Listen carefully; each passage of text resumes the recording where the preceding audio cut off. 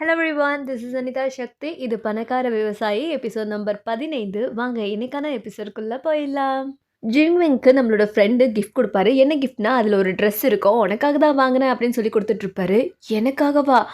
எனக்காக ஏன் ட்ரெஸ் எல்லாம் வாங்குறேன்? இது என்கிட்ட இருக்கு, உனக்கு நல்லா இருக்குமே நான் ஆர்டர் பண்ணேன். பரவாயில்ல, நீ கஷ்டப்பட்டு வாங்கியிருக்க, இது நான் எடுத்துக்கிறேன். யோ கடைக்காரே, அங்கே என்ன பண்ணுற? ஆ, வந்துட்டேங்க.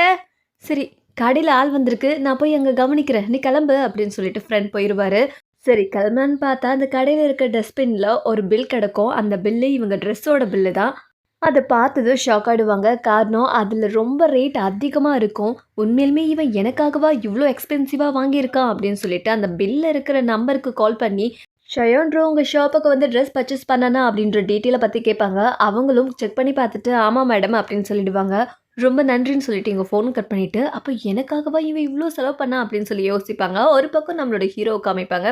நம்மளோட ஹீரோ அவரோட அசிஸ்டன்ட் வெட்டி பையனுக்கு ஃபோன் பண்ணுவார். சொல்லுங்க பாஸ். என்ன சொல்லுங்க பாஸ்? நான் ஒரு லேடிஸ் ரிங் வேணும்னு ஒன்று ஆர்டர் பண்ண சொன்னேன்னா இல்லையா? அந்த டீட்டெயில் என்னாச்சு? உங்களோட ஆல் சைஸ் எனக்கு எப்படி தெரியும் பாஸ்? உங்களுக்கு தெரியாதா என்ன அப்படின்ற மாதிரி சொல்லிடுவார் நம்மளோட ஹீரோவும். அப்படின்னா எப்படியாச்சும் இவளோட சைஸ் எடுத்துகிட்டு போய் கொடுத்தா தான் மோதிரம் கிடைக்கும்னு சொல்லிட்டு ஒரு பில் எடுத்துகிட்டு வந்து நம்ம ஹீரோயினி தூங்கும் போது அந்த கைவிரலை நுழைச்சி எப்படியாச்சும் அளவு எடுத்துணும்னு ட்ரை பண்ணுவார். அதுவும் அவருக்கு கிடச்சிரும். அப்படி கிடச்சிருச்சு, நைஸாக இங்கேருந்து கிளம்பிட வேண்டியதான் அப்படின்னு சொல்லி ஹீரோயினி தூங்கும் போதே நைஸாக பதுங்கி கிளம்ப நம்ம ஹீரோயினி இந்த நேரம்னு பார்த்து கரெக்டாக முழிச்சுப்பாங்க. அடே, இங்கே என்னடா பண்ணுற விடியங்காலையில்? அது வந்து ஒன்று தாண்டா கேட்குறேன், என் ரூமில் என்ன பண்ணிகிட்ருக்க? நான் ஸ்கேட்டிங் போர்டுக்காக வந்தேன். ஸ்கேட்டிங் போர்டா? ஆமாம், நீ ரெஸ்ட் எடு, நான் அப்புறம் வந்து பார்க்குறேன் அப்படின்னு சொல்லிட்டு உளறிட்டு கிளம்பிடுவார். இவன் எதுக்கு இப்படி உளறிட்டு போகிறா? அதுக்கப்புறம் நம்ம ஜிங்விங் நம்ம ஷயோ கடைக்கு வர, வந்துட்டியா, உனக்காக தான் வெயிட் பண்ணிகிட்ருக்கேன். இந்த ட்ரிப் கூப்பன் எனக்கு எதுக்கு கொடுக்குற? உனக்கு கிடச்சிதா? ஆமாம், நான் நிறைய சரக்கு வாங்குறேன்ல, அப்போது இது எது அந்த உதவாக்கரை எதுக்கு வேலைக்கு வச்சுருக்கேன்? எனக்காக இங்கே வெயிட் பண்ணு, இன்னும் 5 நிமிஷத்தில் வந்துடுவேன், வெயிட் பண்ணு வந்துடுவேன் அப்படின்னு சொல்லிட்டு ஆரவாரமாக ஓடி போவார். ஒரு பக்கம் ஷிஃபங் நம்மளோட ஹீரோயினியை தனியாக பார்த்து பேசணும்னு சொல்லி கூப்பிட்டு இருப்பாரு. இங்கே எதுக்குடா என்ன வர சொன்னேன் அப்படின்னு சொல்லி ஹீரோயினி கேட்க, நான் உங்ககிட்ட ஒரு முக்கியமான விஷயத்தை பற்றி பேசணும். முக்கியமான விஷயமா? சரி சொல்லு. அதாவது நான் உன்னை விரும்புகிறேன். விரும்புறியா? அஸ் ஸ்கூல்மேட்டாக நானும் உன்னை விரும்புகிறேன். நான் சொல்கிற விரும்புகிறேன் வேறு, நீ சொல்கிற விரும்புகிறேன். நான் உன்னை கல்யாணம் பண்ணிக்கணும்னு ஆசைப்பட்றேன். உனக்கும் என் மேலே ஜோ என்ன பேசிகிட்ருக்க நீ? ஜோக் பண்ணாத, இது ஜோக் பண்ணுற நேரம் இல்லை. நான் ஒன்றும் ஜோக் பண்ணல. எனக்கு உன்னை ஸ்கூல் டேஸ்லேருந்தே ரொம்ப பிடிக்கும். நான் தான் சொல்லலை.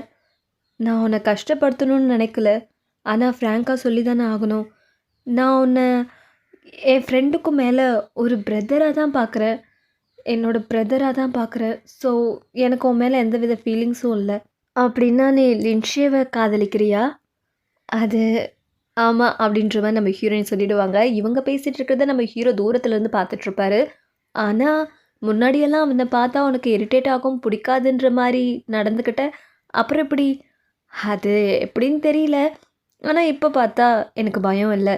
அவனை எனக்கு பிடிச்சிருக்கு, ஆனால் இது அவன்கிட்டயே நான் சொல்லலை. ஓ, மனசு காயப்படுத்துனதுக்கு சாரி அப்படின்னு சொல்லி கிளம்பிடுவாங்க. அவங்க வழியில் வந்துட்டுருக்கும் போது ஆப்போசிட்டில் நம்ம ஹீரோ நிற்கிறத பார்த்து, நீ இங்கே என்ன பண்ணிகிட்ருக்க அப்படின்ற மாதிரி அவரை பார்த்த உடனே ரொம்ப சந்தோஷமாயிடுவாங்க. தோ வந்துட்டேன். ஆனால் நம்ம ஹீரோயினி சொன்ன எல்லா வார்த்தையும் இவர் காதில் வாங்கியிருப்பார். இங்கே என்ன பண்ணுறேன்னு சொல்லி நம்ம ஹீரோயினி கேட்க, உன்னை கூட்டிகிட்டு போகலான்னு வந்தேன், போகலாமா அப்படின்னு சொன்னோன்னே, ஓஹோ, என் மேலே இவ்வளோ அக்கறையா உனக்கு? சரி போகலாமா? ஒரு நிமிஷம், நான் சொல்லி முடிக்க வேண்டியதெல்லாம் சொல்லி முடிக்கலையே அப்படின்னு சொல்லிட்டு ஹீரோயினியை ஹக் பண்ணுற மாதிரி கிட்ட நிறுத்த, உனக்கு பிடிக்கலன்னா என்னை தள்ளி விட்டுறலாம் அப்படின்னு சொல்லி ஹீரோயினி கிட்ட போய் சொல்வார். நம்ம ஹீரோயினிக்கு தான் மனசு இருக்காதே. உடனே இதை கேட்ட உடனே இவனுக்கும் ஓகே தான் அப்படின்னு சொல்லிட்டு டக்குன்னு ஹக் பண்ணிப்பாங்க. இப்படி ஒரு மனுஷன் பக்கத்தில் இருக்குதுன்னு கூட தெரியாமல் அவரை பொருட்படுத்தாமல் இதுங்க ஹக் பண்ணிகிட்ருக்கோம். இனி இது நமக்கு இல்லை அப்படின்னு சொல்லி ஷிஃபங் புரிஞ்சுப்பார். அதோடு இந்த எபிசோட் முடியுது. Next episode